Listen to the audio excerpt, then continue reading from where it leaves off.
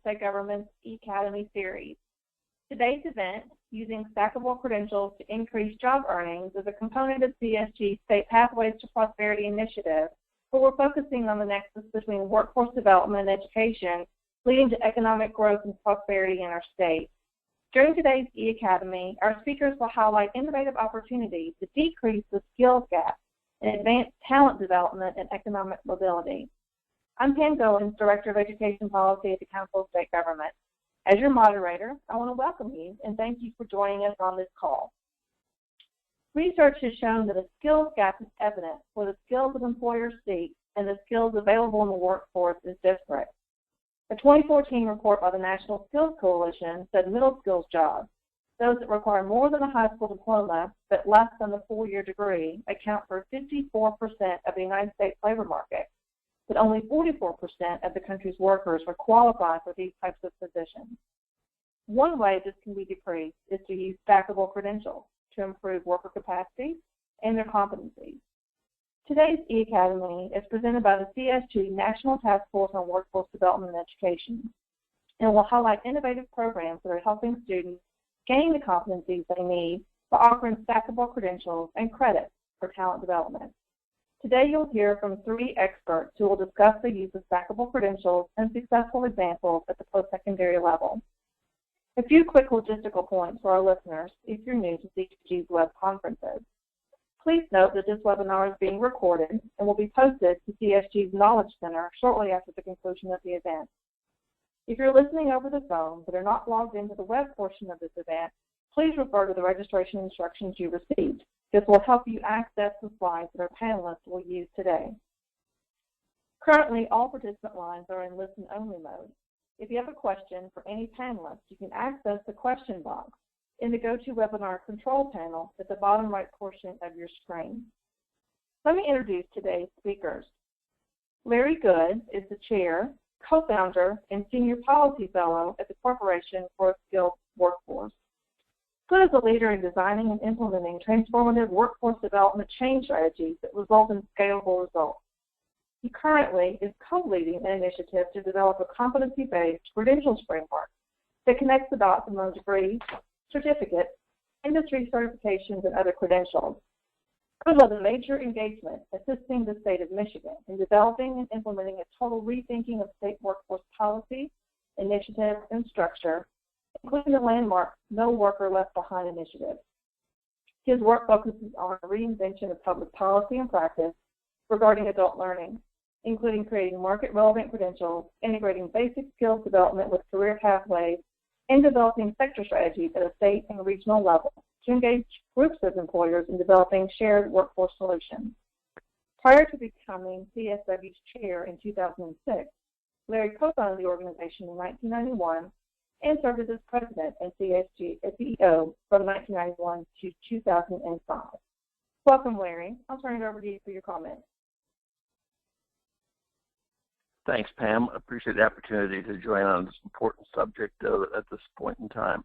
I want to start, and we can flip to the next slide, please. With just a basic definition, which is a question often asked when the buzzword stackable credential gets used. I went back to what the Labor Department has said because I think it captures the core ideas, and these are the core elements in their definition.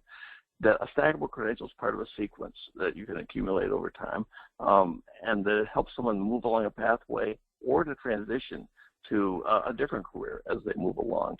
So it's a way of combining things to help people advance. Go ahead. Why does it matter? Why are we talking about this? Why has this come into policy vogue in recent years? It's really about the economy that we're in the 21st century. You're looking at a situation where people who are working and learning face a lot of transitions, a lot of career choices. There's, as I'll talk about in a moment, a confusing array of things you can get in terms of credentials and limited information about how they work and how they go together. And a lot of credit that doesn't even occur for learning that goes on. So learners face a challenging environment in how to translate what they know and can do and how to make choices about what to learn and how to combine those. So the idea of stackability gives a way to have building blocks to that can be put together that's customized to a learner and help them ensure that their learning counts and can be used to help them get jobs and make career path choices and changes as they go along. Next slide.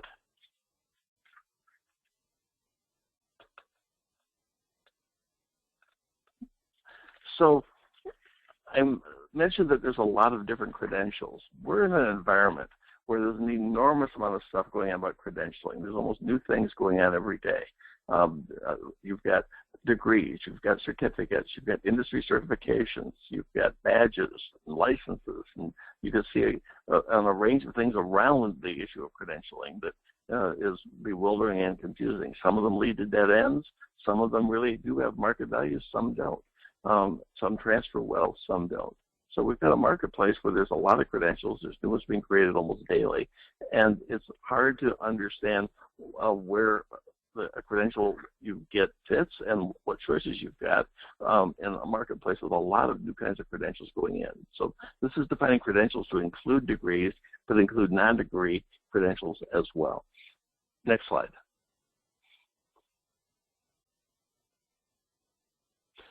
So the problem that we face as a country is that we've got a complex system. It's got a lot of layers, but it doesn't work really well.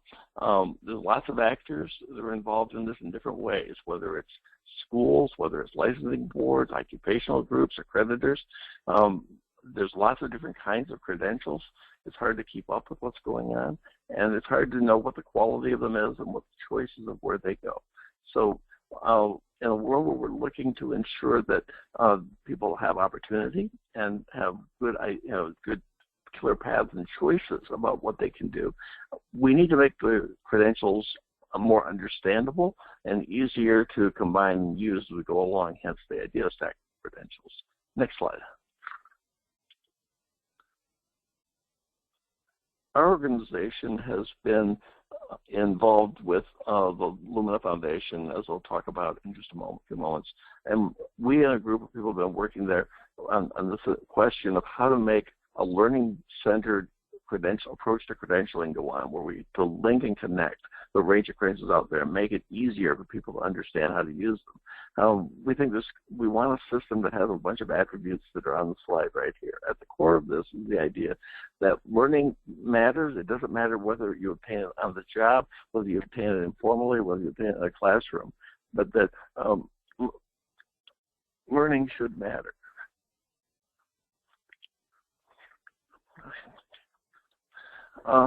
And that we want them to be portable. We want them to be easily understood. We want them to help increase access and equity and help people have good choices, help employers understand how to qualify employees and understand who they're recruiting. Next slide.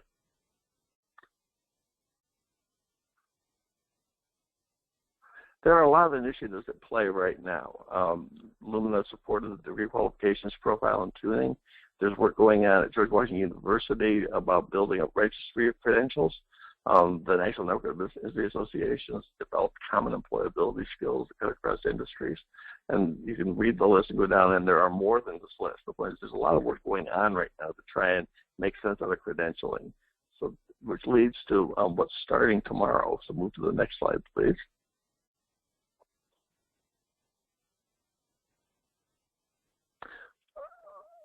Our organization, CSW, and the Council of, or the Center for Law and Social Policy class have been working with Lumina and a range of partners to say, let's bring a dialogue together to try and improve credentialing. So starting tomorrow, announcements will go out inviting people to engage in a national dialogue about credentialing reform. It has more than 40 co-sponsors. I think it's close to 50 now.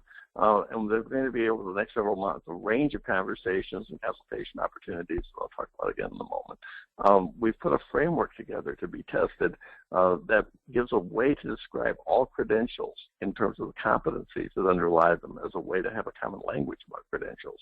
And there's a new website that's coming up, connectingcredentials.org. It'll go live tomorrow. That will be a repository for information about this whole issue as we all work on it going forward and try to figure out how to improve credentialing in the U.S. Next slide.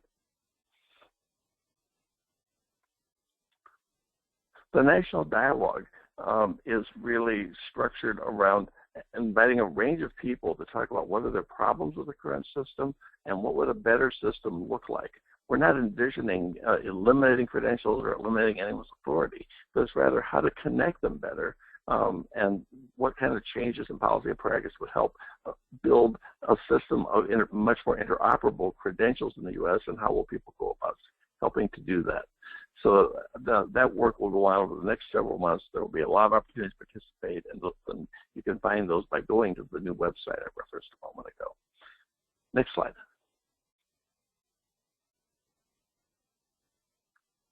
The credentials framework that Lumina is putting out that we've been working on, is the idea of building a way of communicating about and connecting among credentials. The core idea to it is that it is possible to describe all credentials across whatever they are, a degree, a certificate, a certification, a license, an apprenticeship completion, a badge, other kinds of credentials.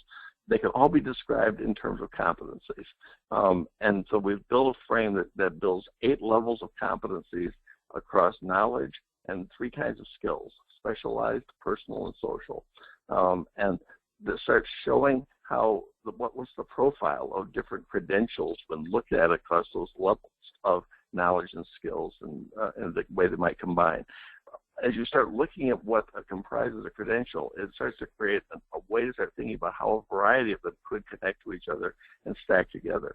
We think that this is an important piece of work because it'll mean there's a way to have a common language about credentialing moving forward.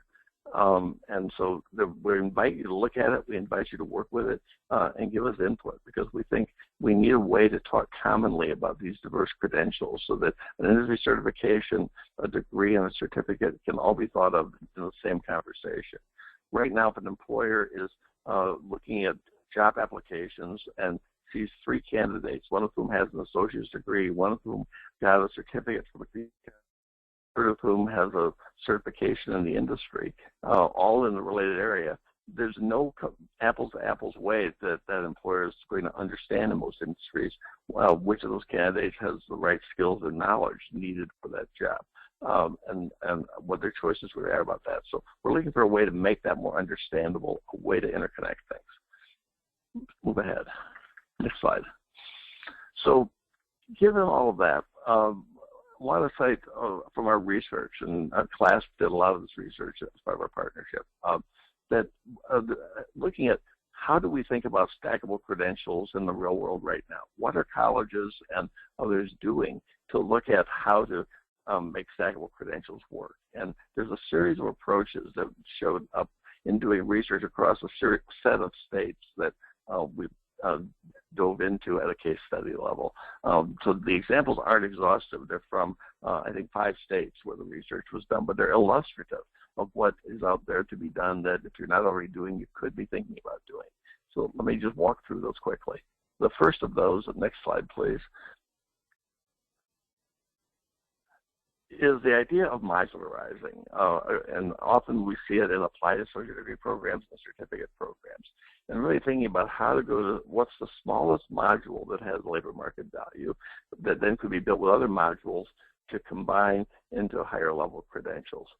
So an example of that would be having credit-bearing credentials that are embedded within larger programs, so that you are literally getting credentials along the way to an associate's degree, for example. Kentucky is an example where they've worked with fractional credit with the KCTCS Online over a number of years.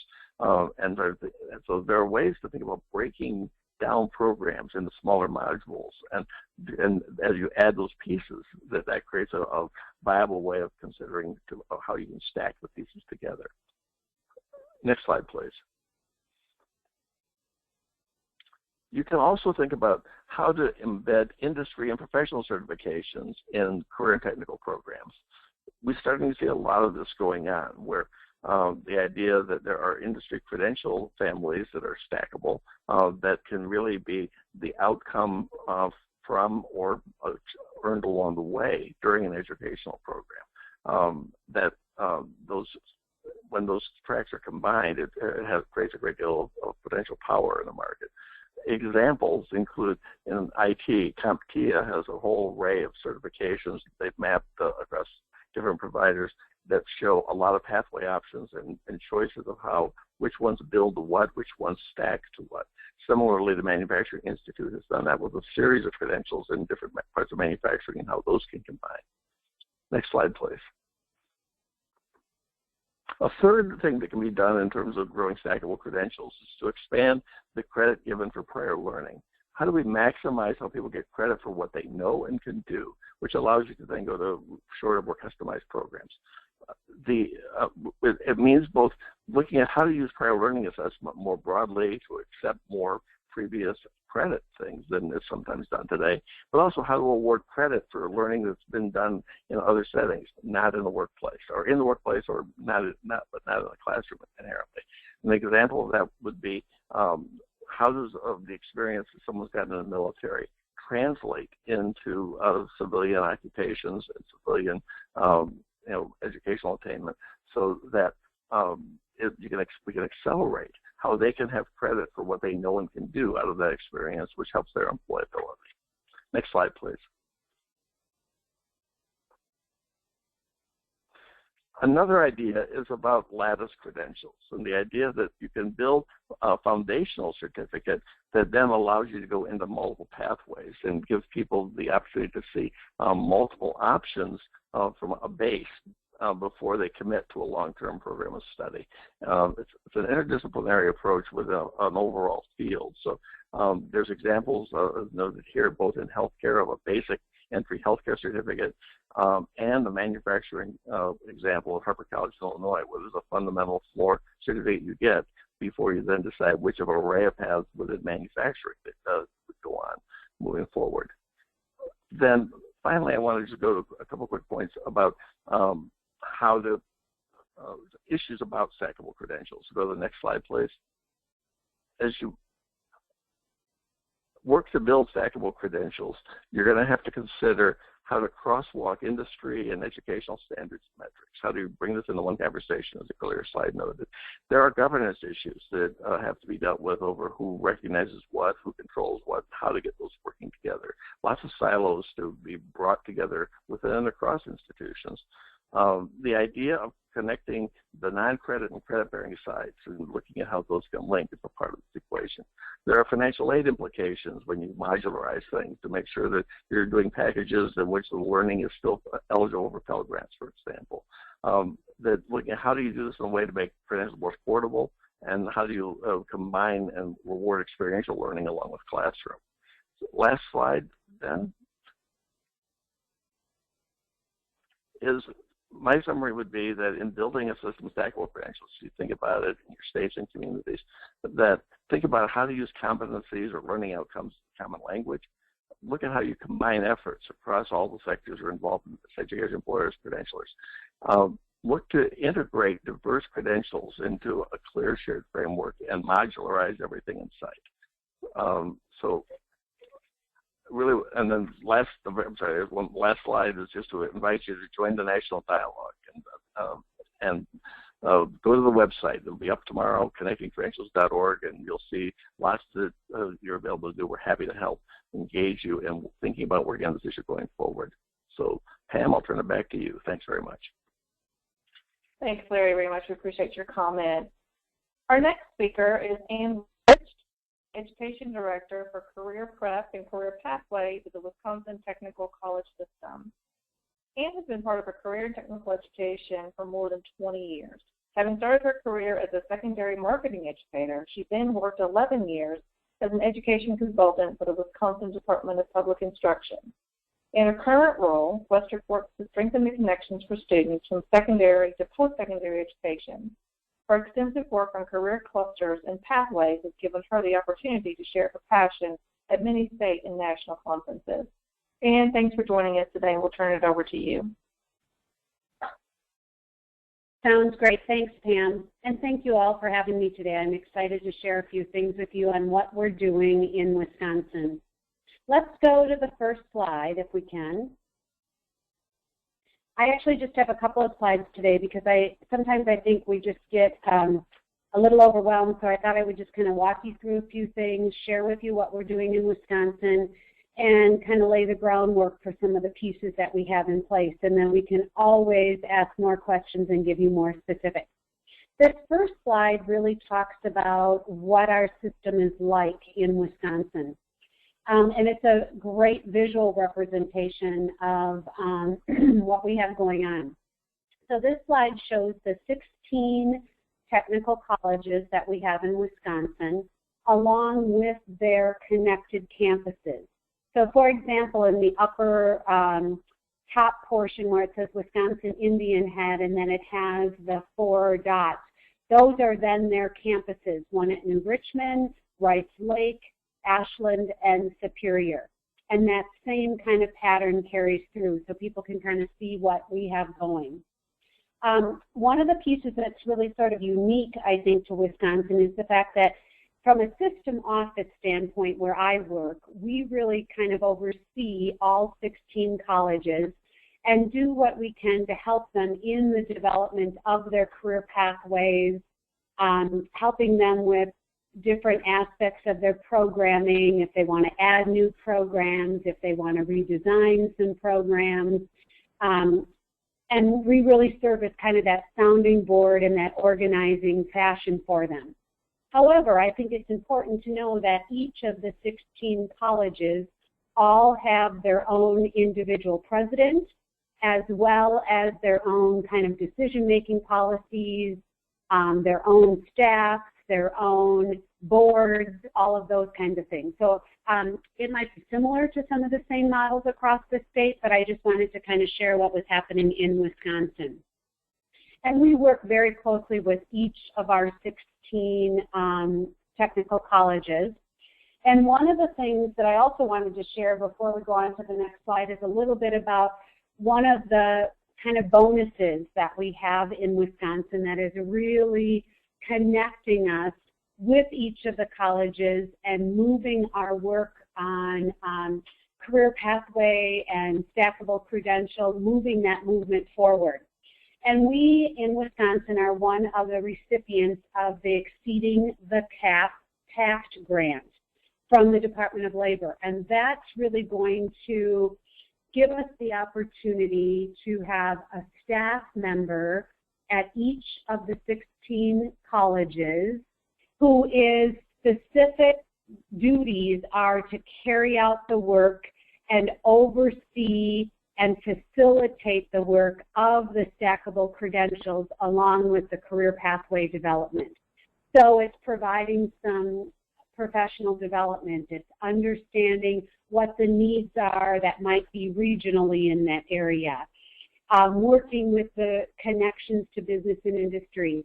I know that Larry was talking about some of the credentialing, and we work with that credentialing, but now this particular career pathway coordinator will be able to reach out and discover more about what are the potential industry-based credentials, say in health, and how can we align them with our statewide curriculum, and then how can we help when developing those career pathways and those stackable credentials.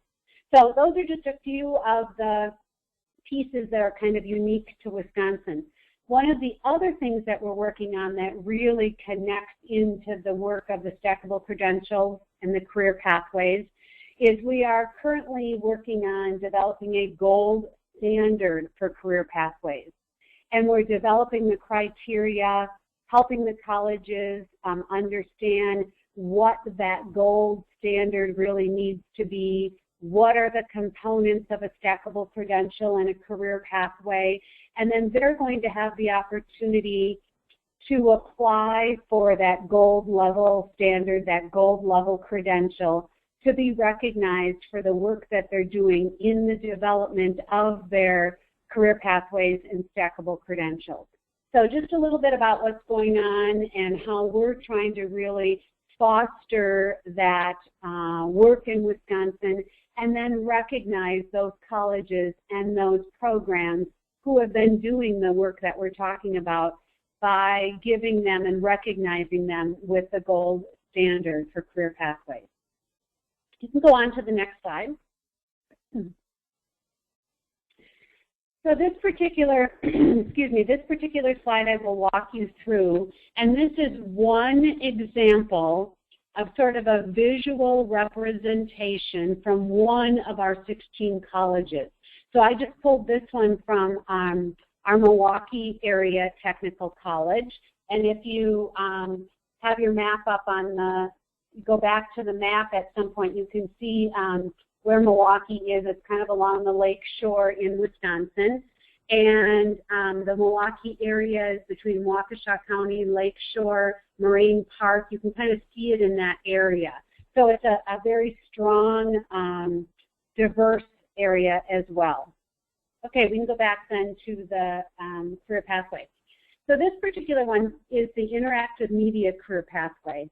And this is one of the areas that has multiple levels at the college, and you can see in this graphical representation what some of the pieces are. Some people refer to it as chunking, or the stacks of how people come in and out.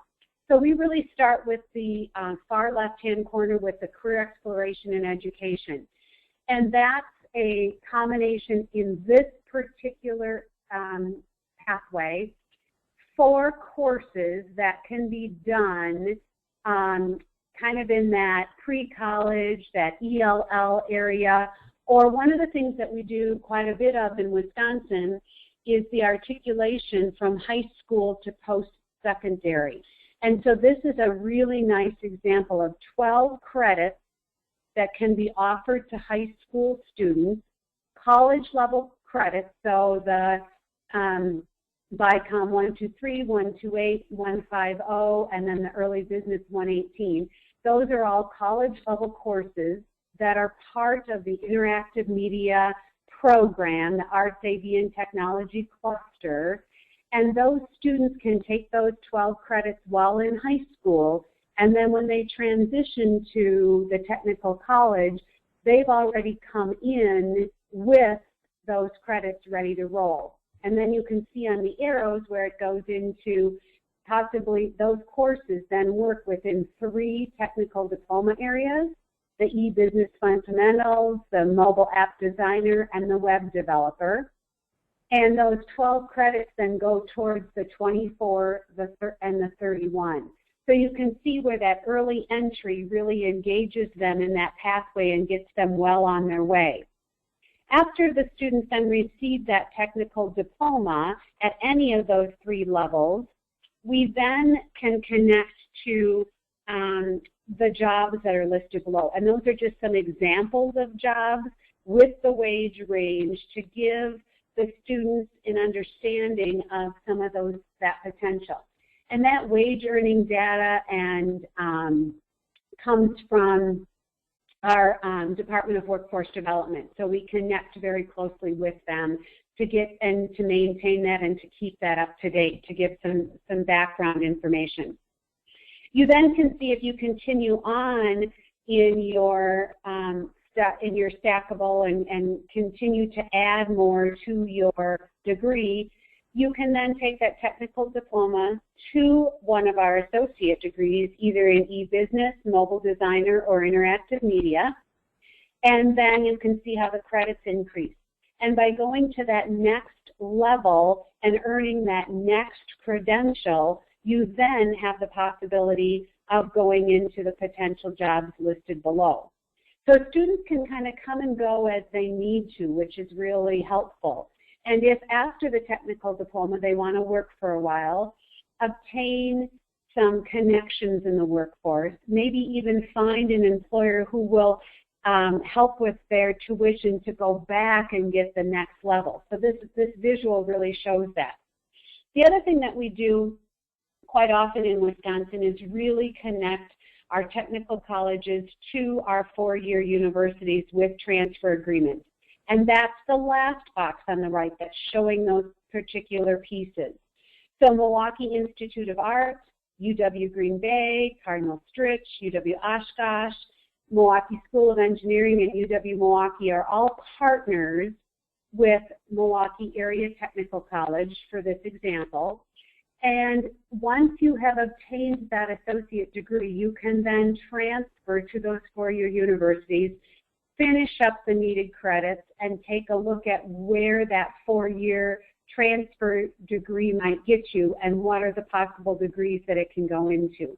So that really gives that student an understanding of starting at one end, working your way through, obtaining those particular credentials, maybe also obtaining some industry-based certifications, and gaining those continual levels that continue to build you to whatever level you want to achieve, whether it's working and getting into the job force after the technical diploma, coming back at some point and working on your full 2-year associate degree, or possibly then going on to the UW side of things. So this is just a really nice visual representation.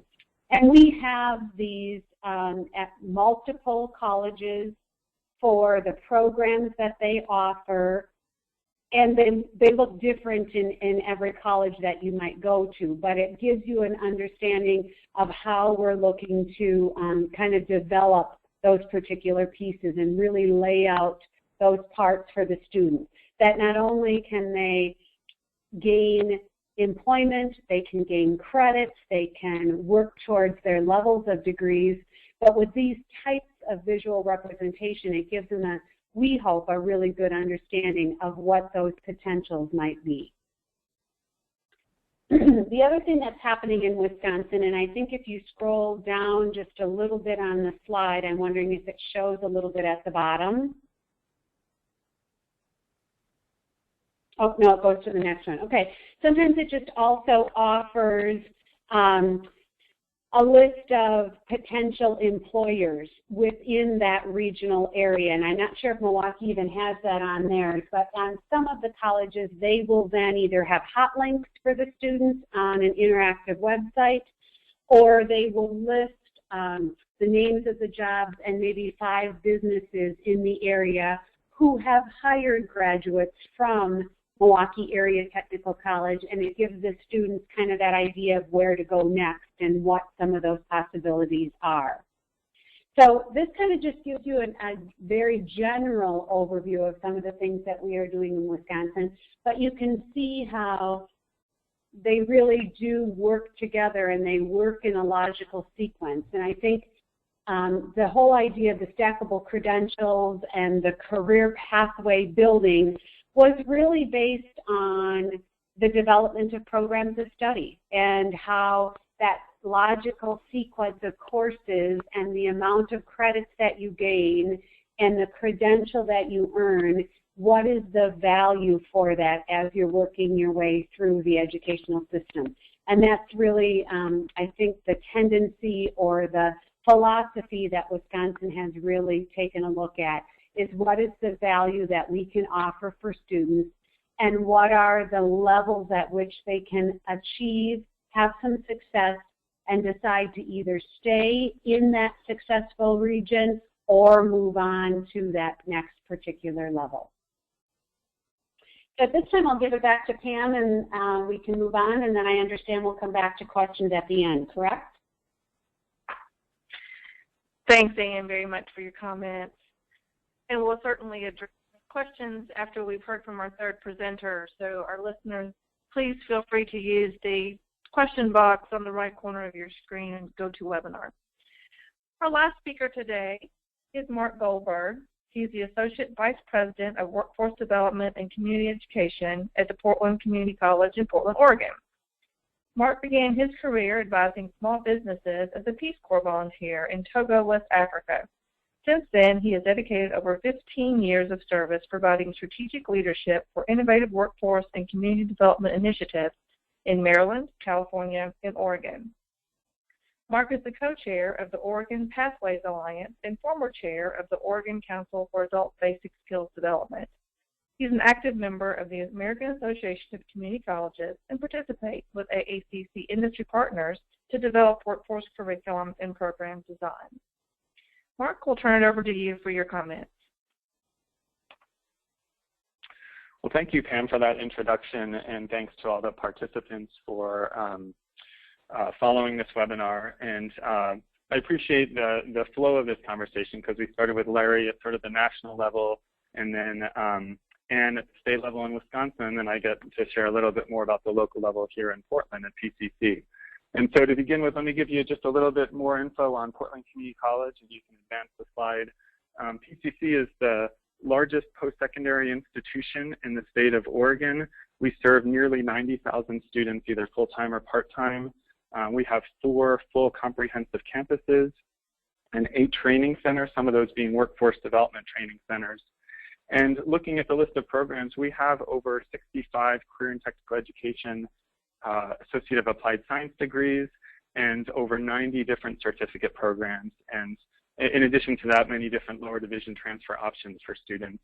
And I think one unique aspect of Portland Community College, besides the size in Oregon, is that we also are a really key workforce development provider because we have our Career Pathways initiative, as all 17 colleges do, but we also receive WIA Title II funding for the Adult Basic Skills program. And then also, we're one of only 2 colleges in Oregon that is the WIA 1B provider. So we are at the one-stops in partnership with our employment department, providing services to job seekers. And then we also have a similar program with Department of Human Services working with TANF recipients. So we really connect in with different job seekers and different populations. So if you could move on, let me step back a little bit and share more about Oregon's Career Pathways initiative. So it was established statewide in 2004, so we're over 10 years old, and it was developed as a means of really developing pathways for middle skill jobs. And we look at career pathways in 2 definitions. There's the broad definition, which is similar to what Larry talked about with the Department of Labor. Career pathways focus on easing and facilitating student transitions from high school to community college, pre-college to credit post-secondary programs, and from community colleges to the university and employment. So that's our broad definition. And then we have a more specific definition of a Career Pathway Certificate of Completion, which is a CPCC, and that's 12 to 44 credits embedded within the parent AAS degree that's stacked. And so that was the modularized coursework that Larry alluded to in Oregon and Wisconsin as examples. At this point in time, after 11 years of a statewide initiative with all 17 community colleges in Oregon offering career pathways, we have over 350 different options of certificates across the state. And all of them have a roadmap. So that visual that Ann shared is exactly what we do in Oregon. When we submit new career pathway certificates to the state for approval, we have to have labor market information demonstrating their jobs. We also have to build out a roadmap to show students the flow of how this fits in with employment and continuing education.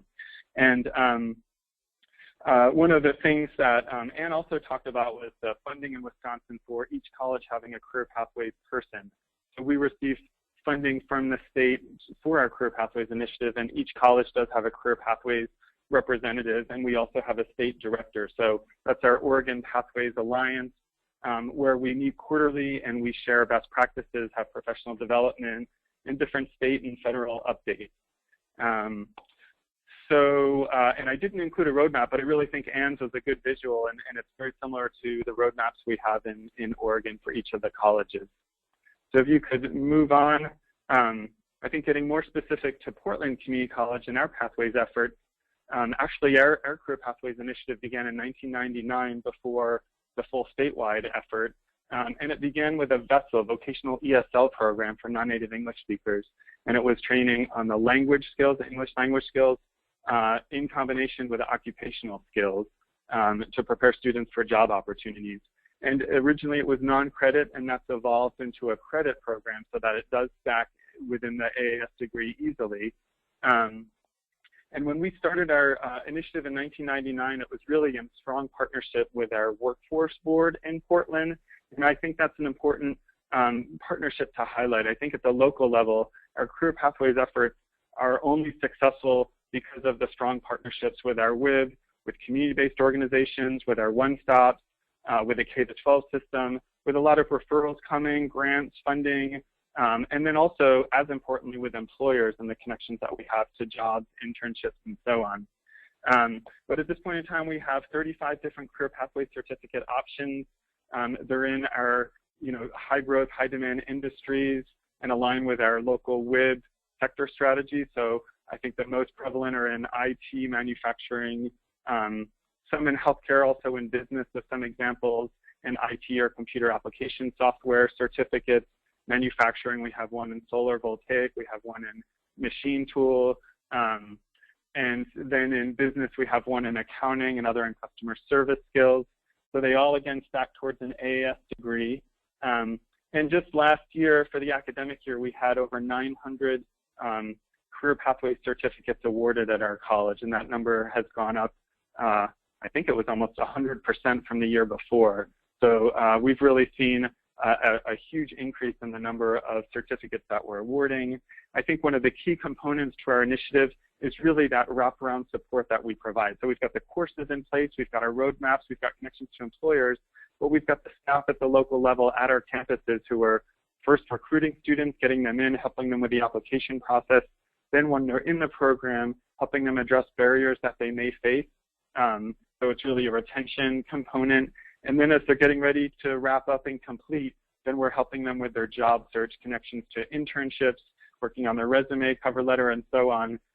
So it's really a comprehensive process so that we're offering the courses, and then we also have the one-on-one support to help those students. And then again, just talking about the importance of employer partnerships, we actually do a Career Pathways job fair every year with employers who see the value of these stackable credentials. We help our students with internships in partnership with these employers, and then again with the hiring at the end. And sometimes, many times, the employers are also a part of the development of certificates that happen in our advisory committee meetings for each of our CTE programs.